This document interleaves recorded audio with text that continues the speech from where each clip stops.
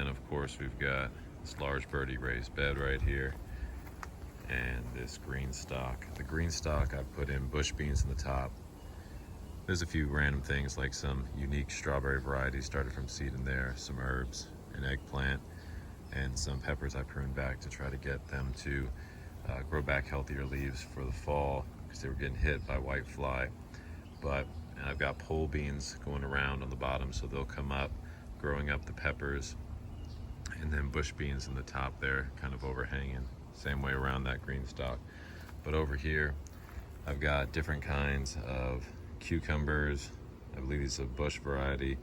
Over here, I've got some Armenian, I believe, cucumbers. There's another kind of cucumber I'm forgetting as well. These are going to be some beautiful flowers that come up right here, as well as a different variety coming up over here. These little ones here are daikon radishes coming up.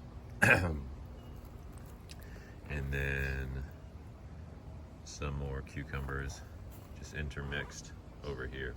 Now I plan to flip this bed in November and plant it all out with garlic, maybe garlic and onions or something else, but I don't intend for this to be here for very long. So we will see how these do. This past year, during spring and summer, all the squash, curcubit family with watermelons and all these different things within that group, they struggled. They got hit big time by all sorts of pests. So I'm trying to grow them into the fall/winter a bit to see how they do right now. And you can see they're already starting to flower right there. Pretty exciting. Orange sherbet mango has not produced, and I would say barely even ever flowered. This year I'm expecting it to, or I may have to remove it. The reason I think it didn't do so well before was because I had a mulberry that was right there behind it that I brought back that might have been blocking half the sun. Got this grape over here that's going to be trellising. You can kind of see some of those leaves and vines through there. We'll see if we get any grapes this coming season for it. And this is a miracle fruit berry. My son loves these. Makes anything sour taste sweet. I believe it does the same for bitter things for about a half hour or an hour after you eat that. Here's the corn. This is sweet corn. I believe this might be Silver Queen growing right here. And all that in this raised bed that you see, these are all long beans. Let me show you some good ones over here. There's Zoe. Hey Zoe. Sun tanning. Right now I have them also.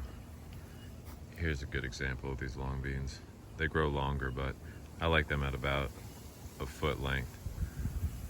Growing up this peach tree I have right here, using that as a trellis. So we come around, you can see more of these guys.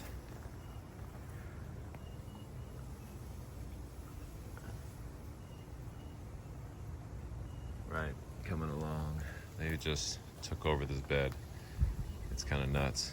Got some sweet potatoes growing down there that I believe just kind of volunteered themselves from last year's planting.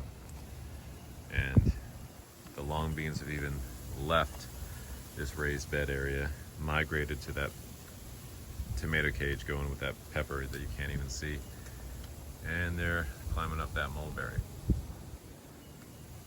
Now right here, got this gold plum. We'll see if we get any fruit off of it. I just planted it after its fruiting season, so as far as last year, so hopefully this year, or let me rephrase that, next year, I'm guessing we would get fruit, because my peach tree over here just started blooming, which you can see. That's one of the earlier varieties of peaches I have. And since this is a stone fruit, I'm gonna assume next year is when we would see fruit off of it.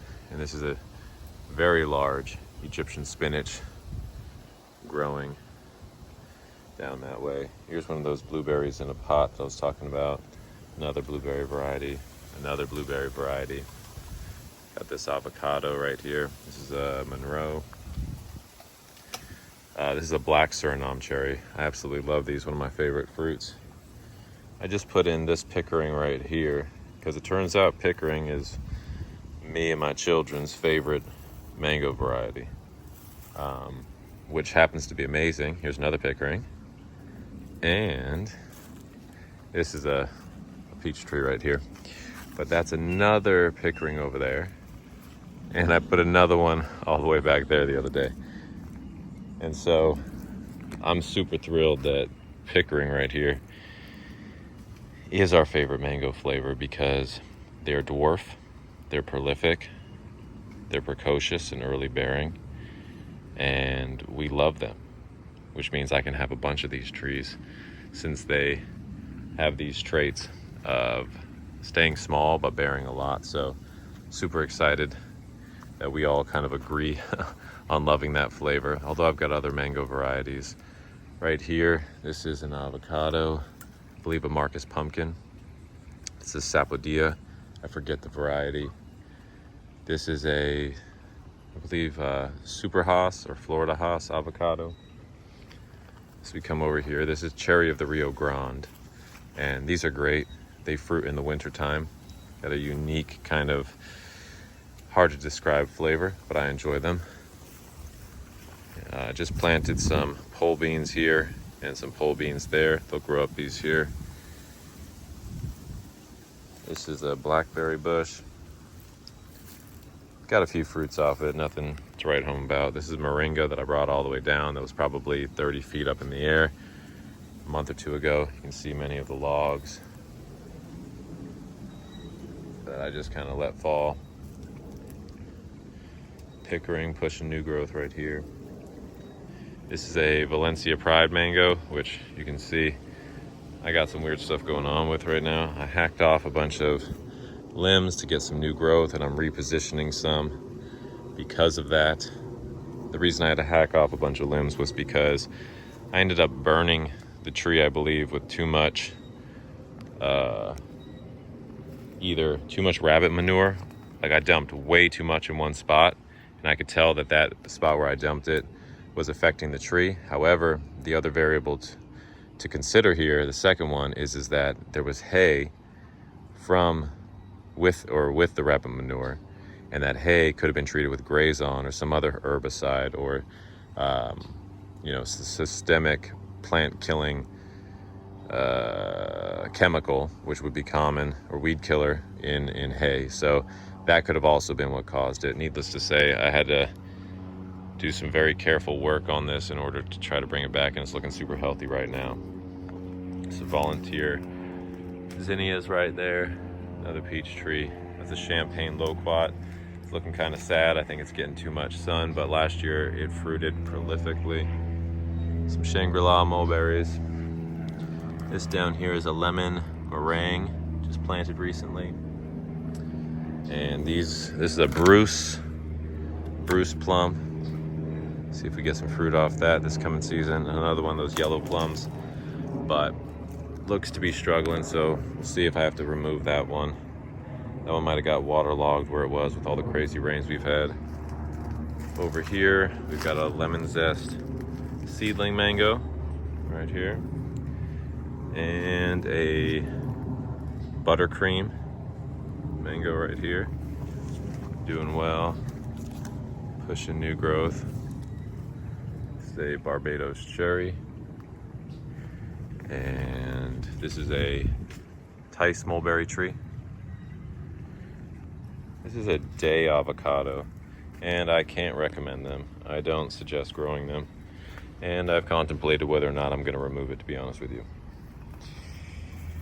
It did freeze back a few years ago, so it lost half of its height at that time, but it's just kind of struggled ever since. So I might let the lemon zest just grow and take over this space, in the canopy above it, or I may remove this and plant something else. We'll see. This is another large birdie raised bed. I've got peppers, tomatoes, Swiss chard, sunflowers, and some other things planted in here. It's been very slow to come up, but you can see, where are we at? A few. There's a tomato seedling coming up. right here is a white mulberry. Has not been very fruitful, I guess you could say. It doesn't seem to hold the fruit as much as I would like it to. We will see. I've given it a lot of prunes using the mulberry trick in order to get it to fruit more. Long story short, it's probably got one more chance to fruit well for me before I possibly remove this. This one right here, man, what is this guy? I forget. This is an avocado. I'm trying to remember the variety here. Man, I forget. It's not a Marcus pumpkin. I don't think it's a Monroe. But anyway, looking good. This right here is another avocado, and this one is the Mexicola avocado. Christmas loquat. Did not fruit for me yet, but I'm expecting it to this year. See some blooms coming. And if it does not fruit this year, I might remove this, since all my other loquat trees and varieties did fruit last year. We've got, let's see, this is a dwarf ever-bearing mulberry. My kids love this one.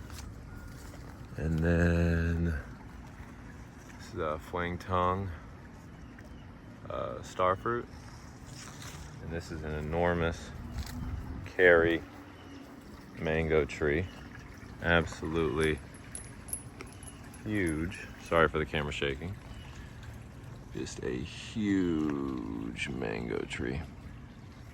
My son loves this variety.